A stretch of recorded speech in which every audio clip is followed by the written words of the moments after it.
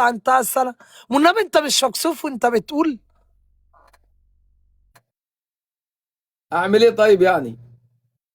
الله يحكيك يا شيخنا لنفسك خلاص انت. اللي حصل حصل يا كروان، والبنت جت، اعمل ايه؟ طب وانت تخلف تاني ليه ليه ليه؟ 60 سنة وتخلف؟ يا عم 40 60 ايه؟ مين؟ لا انت سألتني اقسم بالله ده مش نظام. حرام عليك يا جدع. طب عايز اقول لك حاجه، واحد كان عنده 100 سنه واتجوز وخلف. بس انت حرام، الدنيا بقت صعبة الوقت. ما تجيبش ماشي يا عم، عيلة ترميها. ارميها ليه؟ امن لها مستقبلها وتبقى 100 100. لازم ابوها يبقى سند عليه، ليه تخليها تتيتم عيلة؟ طيب تمام، افترضنا واحد متجوز ومخلف بنته وهو عنده 20 سنه، تمام، ومات بقدر الله، خلاص ده عياله يروحوا قدر فين؟ انت بص، ده قدر الله ما شاء فعل.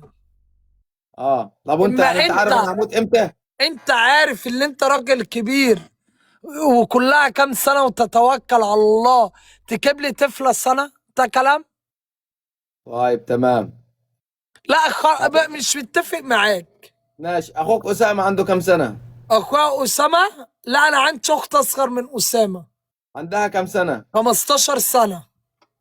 طيب ابوك عنده كام سنه؟ ابويا عنده 47 سنة. مستحيل ابوك يكون عنده 47 سنه. والمصحف عنده 50 سنة. طيب 50، لو جيت طرحت ال 15 من ال 50 يبقى ابوك خلفها وهو عنده كام سنه؟ 35. طيب يعني هي الخمس سنين فرقت؟ لا ما تفرق 5 سنين. انت عندك كام سنة؟ 40. اقسم بالله ما حصل.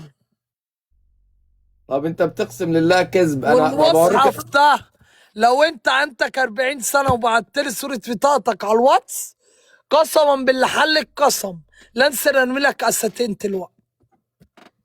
طيب خلاص انا هبعتها لك دلوقتي حالا. والله العظيم، والله العظيم لانسى ابعت لك اساتين. يا عم انا بص، انا مش هبعتها لك على الواتس، انا هوريها لك قدام الناس كده.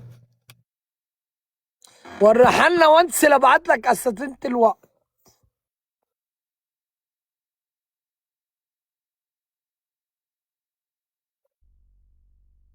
يا جماعه، مولد كام دي؟ اه.